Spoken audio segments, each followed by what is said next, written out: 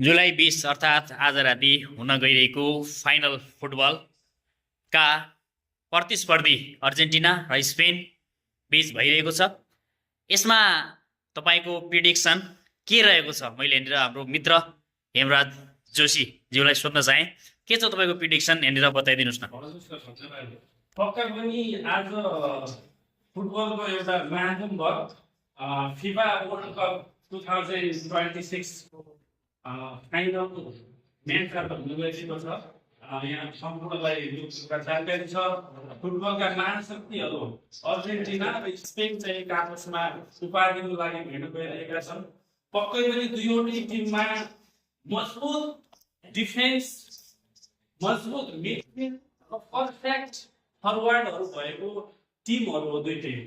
Spain पनि पछिल्लो समय अति सुन्दर खेल देखाइरहेको छ फुटबलमा, यहाँले थाहा भएको कुरा हो। त्यसै गरी अर्जेन्टिनाको त धेरै व्याख्या गरिराख्नु पर्दैन।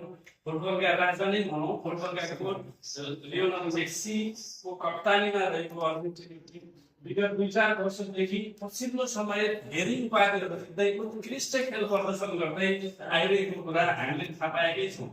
अर्जेन्टिनाको हरेक विभागमा अति उत्कृष्ट खेल खेल्छ। डिफेन्स पनि त्यति मजबुत छ, गोलकिपर राम्रो छन्।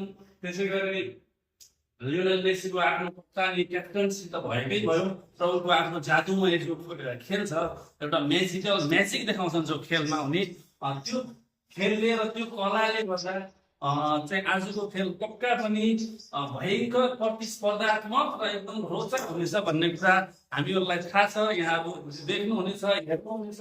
आज राति 12:45 खेल सुरु हुनेछ। हामी त खेलको लागि एकदमै तयारी अवस्थामा बसेका छौँ। हामीले सो किसिमको तयारी गरेर पनि आज हेर्दै पनि साथीभाइहरूले त्यो तयारी गरिसकेका छौँ। यहाँहरू पनि आफ्नो आफ्नो ठाउँमा जहाँसुकै हुनुहुन्छ उक्त खेल चाहिँ हेर्नुहुनेछ भन्ने हामीले आशा गरेका छौँ। र मेरो आफ्नो व्यक्तिगत प्रिडिक्सन भन्दा म एउटा हुन त अर्जेन्टिनाको फ्यान पनि हुँ। जहाँसम्म अब यो खेलको एनालाइसिस गरिसकेपछि मेरो खेल कसले जित्ला त, कसले अन्तिममा यो 2026 फिफा वर्ल्ड कपको उपाधि पार्ला भन्ने मेरो प्रिडिक्सन अनुमान अनुसार खेलको हरेक विधामा र खेलाडीहरूमा भएको एउटा डेडिकेसन, एउटा खेलाडीहरूको जुनून, एउटा खेलाडीहरूले देखाएको जो ट्यालेन्ट छ नि, त्यो दुवै कुरालाई हेर्दा स्पेनको पनि राम्रो त राम्रो छ। तर अलिकति चाहिँ मेस्सी आफैमा पनि एउटा खतरनाक खेलाडी भएको र उसका साथीहरूमा पनि उसप्रति एउटा चाहिँ प्यार, स्नेह र डेडिकेसन, जो एउटा त्याग छ नि, त्यो त्याग गर्ने उनीहरूको जो एउटा बानी छ, जो अटोट छ उनीहरूले लगेको, त्यसले गर्दाखेरि मलाई के लाग्छ भने अर्जेन्टिना नै फेरि यसपालिको पनि वर्ल्ड कप चाल्छ कि भन्ने मेरो प्रिडिक्सन अनुमान छ। अब स्कोर पनि मिडियामा ठ्याक्कै मिल्ला नमिल्ला अलग कुरा हो।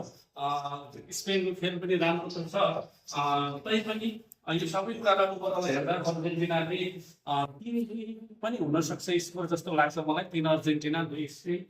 यदि त्यसो हुन सकेन भने 2-1 पनि स्कोर हुन सक्ने चाहिँ अनुमान 2 डिसेम्बर गर्न सकिन्छ। यो खेल चाहिँ अत्यन्त प्रतिस्पर्धात्मक, एकदम रोचक र इन्ट्रेस्टिङ खेल हुनेछ भन्ने कुरा चाहिँ यहाँलाई जानकारी गराउँदै, यहाँहरू पनि आफ्नो आफ्नो स्थानमा जहाँ जसरी चाहिँ पाएको पर्छ, यहाँहरू पक्का पनि आजको यो खेल हेरेर रमाउनु हुनेछ भन्ने आशा गर्दछु। हस्त, नमस्कार।